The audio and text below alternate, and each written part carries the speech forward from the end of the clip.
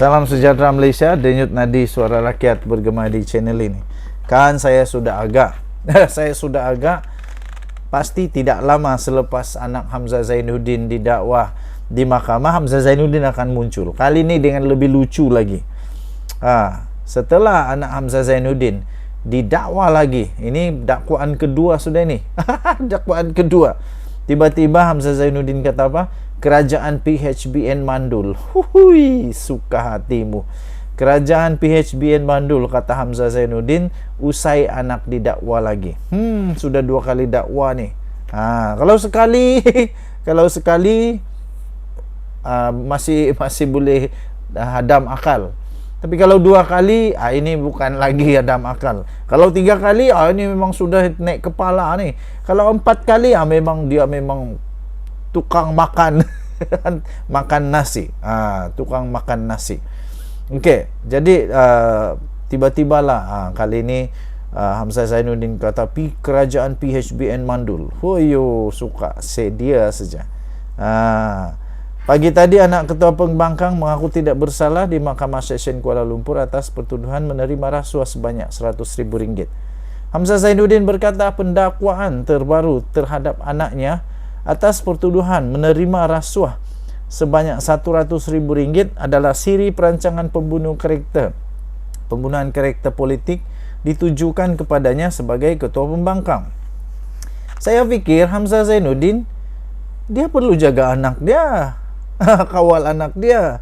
Jangan suka-suka buat benda yang tak betul. Pertama. Kedua, janganlah meroyak Hamzah Zainuddin.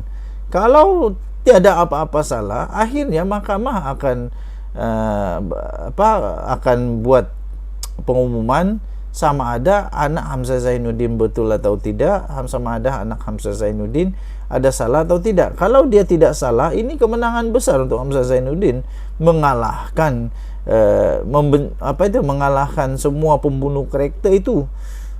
Kalau anak dia menang dan tidak salah, ini satu moral booster kepada Perikatan Nasional sebenarnya. Tapi untuk sekarang dia kata pembunuhan karakter, sabar dulu, tengok dulu. Tuan-tuan dan puan-puan, saya bukannya pakar sangat undang-undang, tapi saya tahu perjalanan undang-undang. Untuk seseorang itu mahu didakwa, tidak boleh terus didakwa kalau tidak ada fakta, tidak ada kes, tidak ada tidak ada apa-apa yang perlu didakwa. Itu mesti melalui proses, melalui satu proses penapisan, sama ada boleh didakwa atau tidak boleh didakwa. Mesti ada bukti. Kalau sudah ada bukti, baru boleh didakwa. Ramai makcik-makcik, pakcik-pakcik orang kampung, termasuklah saya sendiri dulu, saya ingat begitulah. Ini mesti terus dakwa. Tidak ya, tidak. Ini bukan terus dakwa nih. Perlu ada dulu keputusan atau mesti persetujuan daripada beberapa pihak, barulah disiasat, barulah ada boleh didakwa atau tidak. Jadi kalau sudah didakwa itu memang betul lah ada bukti. Cuma sekarang anak Hamzah Zainuddin perlu membuktikan bahawa dia tidak bersalah. Dia perlu membuktikan bahawa bukti-bukti itu sebenarnya tidak menunjukkan bahawa dia bersalah. Begitu. Apapun, kita di negara Malaysia ya.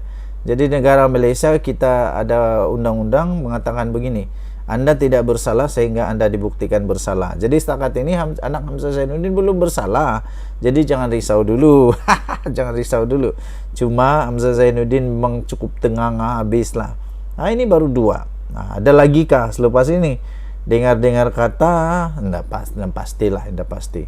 Beliau mendakwa dia dilakukan selepas segala usaha Pakatan Harapan Barisan Nasional Anwar Ibrahim memperlalatkan pelbagai agensi kerajaan bagi mencipta naratif, persepsi serta mengandang-andangkan pertuduhan politik ke atas pimpinan bersatu, termasuknya gagal.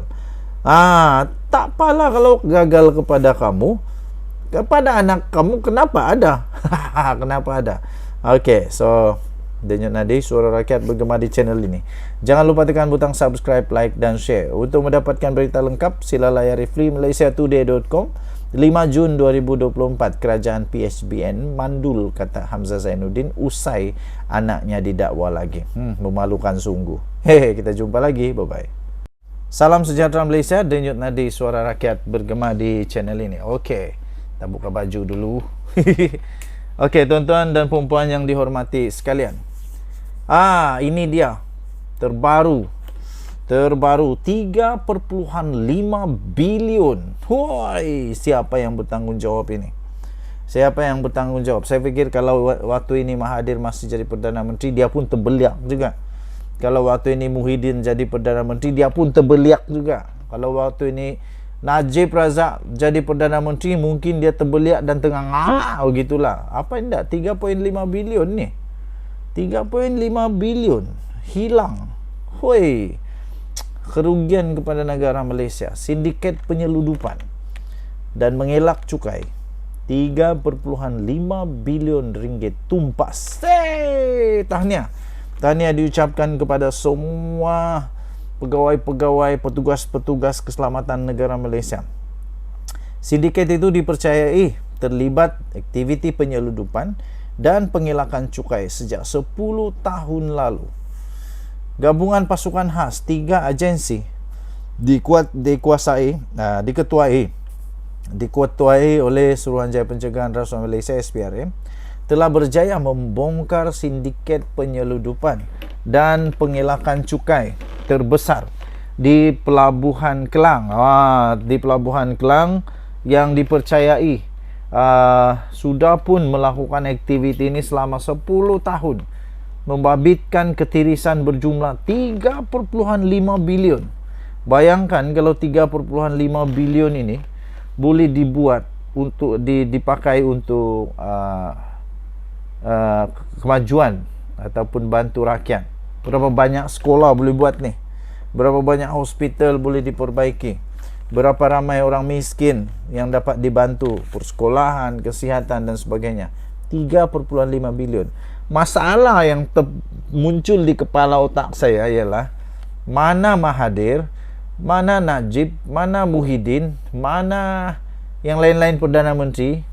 Mereka tak tahukah benda ni? Perlukah untuk sampai Anwar jadi Perdana Menteri baru tahu benda ni? Sejak 10 tahun yang lalu.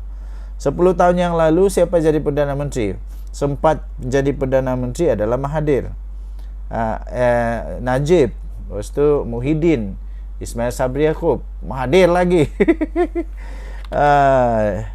Mahathir sekali saja. Ya, dia 2 kali lah, interim sekali. Tapi semua Perdana Menteri ni tidak pun tahu tentang perkara ini kah? Soalan itu memang cepu mas. Kenapa perlu sampai Perdana Menteri Datuk Seri Anwar Ibrahim barulah perkara ini dapat diketahui? Tahniah daripada SPRM, memang gandingan mantap, paling padu. Saya fikir pasal inilah yang di Pertuan Agong yang lalu, sebelum ini sangat-sangat mempercayakan Datuk Seri Anwar Ibrahim dapat menyelesaikan perkara-perkara rasuah, penyelewengan dan ketirisan-ketirisan ini. Inilah hebatnya Datuk Seri Anwar Ibrahim yang membuatkan ramai orang risau sekarang. Sumber berkata risikan pasukan khas turut disertai oleh Jabatan Kastam dan Lembaga Hasil Dalam Negeri LHDN mengesan 10 syarikat forwarding, iaitu ejen penghantar yang digunakan bagi menyeludup barang-barang import dengan membuat pengisytiharan cukai palsu. Hasil risikan dijalankan lebih 3 bulan mendapati modus operandi sindiket ini adalah menggunakan pelbagai syarikat forwarding yang didaftarkan atas nama-nama individu yang tidak tahu menahu pun mengenai urusan import serta ekspor berkenaan. Ia bertujuan bagi mengaburi mata pihak berkuasa selain bagi membolehkan ahli-ahli sindiket ini terlepas daripada sebarang tindakan dengan alasan tidak mempunyai kaitan dengan syarikat-syarikat berkenaan. Baru padan muka. Orang bilang apa? Pandai-pandai tupai melompat, jatuh juga ke kuali panas. Dengan minyak panas dimakan garing begitu sahaja. Menurut sumber itu, sindiket berkenaan dipercaya didalangi seorang lelaki warga asing yang beribu pejabat di luar negara dan beroperasi lebih 10 tahun yang lalu. Okey, jadi untuk mendapatkan berita ini, Anda boleh layari freemalaysiatoday.com. 5 Jun 2024, sindiket penyeludupan elak cukai 3.5 bilion tumpas. Terima kasih, kita jumpa lagi, bye-bye.